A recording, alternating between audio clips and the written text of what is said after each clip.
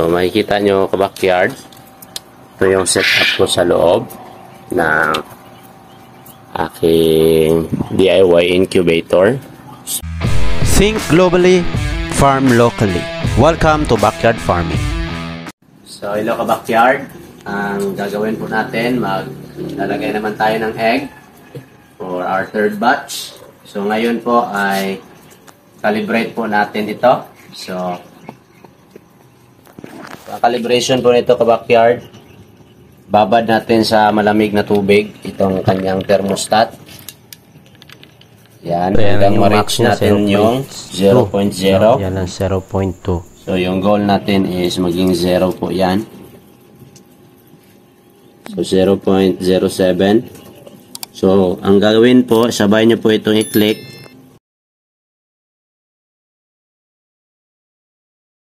Po, yung sa on natin, click natin tong wala. So, yung kaliwa. Ito yung ating on.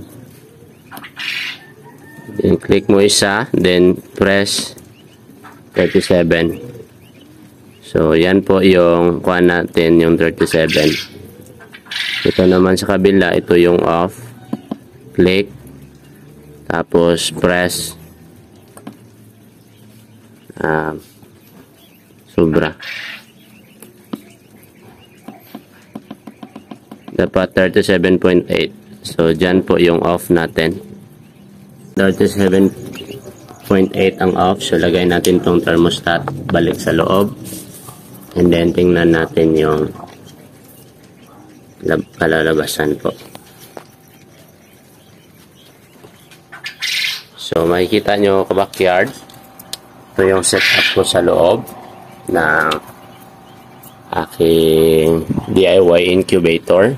So meron akong fan dito sa likod, at meron yung butas sa likod para makahigop ng hangin. So dahil malaki yung fan ko, so meron akong stand na ganito din kahaba, and then meron akong light bulb, 25 watts po gamit ko, at saka water na ilalagay. So medyo marumi na dahil pang third batch ko na ito. So ito yung last ko mga ka-backyard na na-hatch. 2 days na po ito ngayon. Yan po sila, 2 days na ngayon. May mga pilay pa yung iba. So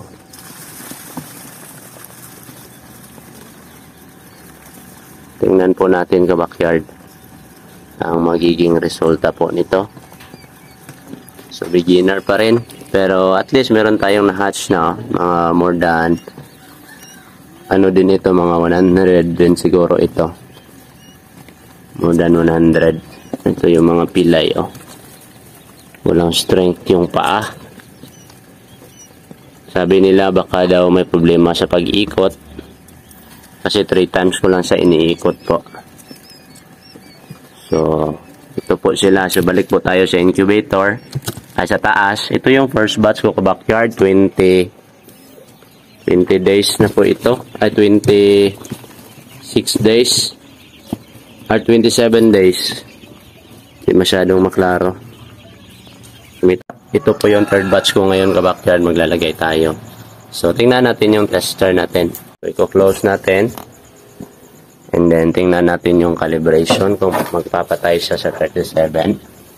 So, hintayin natin yung 37.0. Mag-off siya. At 37.8, mag-off po siya. Hintayin natin 37.8. Tapos 37.0, mag-ilaw siya ulit. 37.6, 7, dapat 8 po mag-off siya. O, yan po mga ka-backyard, nag-off na po siya. So, off na po. Hintayin natin magbaba siya, 37.0. So, para mas mabilis, paypayan natin. Yan, nagbaba po. Yan, 37.0, nag-ano siya, nag-andar siya ulit. So, yun yung calibration natin ka-backyard. Hanggang range po ng 37.0, 37.8 8 para maintain po nating heat sa loob. So, buksan natin ulit. At ito yung nilalagay ko para hindi po direct ang ating ilaw sa egg. So, ang purpose po is para po mag-recirculate po yung heat sa loob. And then, yan lang po yung setup. And then, lagay tayo ng tubig. Pakita ko po mamaya yung setup. Complete setup ng paglagay po ng egg sa loob po ng incubator. So, third batch ko na po ito. And, madali lang po ka-backyard. So, ito ka-backyard. Ang gagawin po natin before natin lagay doon sa incubator ay ating punasan po ng basa na tela. At ilalagay po dito before po ilagay doon sa loob. So, yan po ang process na hindi po dapat natin kaligtaan kasi meron po itong mga dumi-dumi, no? Mga ipot nila na nakadikit. So, yan po. Ito na po. So, tapos na natin linisan. Lagay natin ito. 105. So, lagay natin.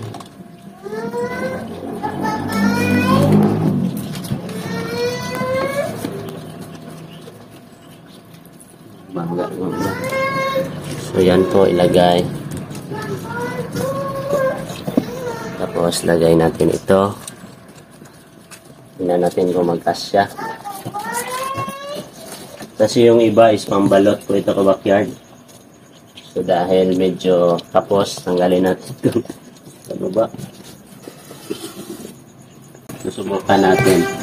First time ko po lagay ito ng ganito kadami. So, nasa almost 400 po ito lahat. So, yung iba pambalot po kasi merong mag-order. So, ito na po yung setup ko. And then, for 2 days po, wala pong water. 2 days walang water. After 2 days po, doon ako maglalagay ng water kahit konti lang. So, that's it ka-backyard. I hope nakatulong ito. And then, I will update po sa kanilang candling at saka yung hatching nito na batch na ito. So, God bless.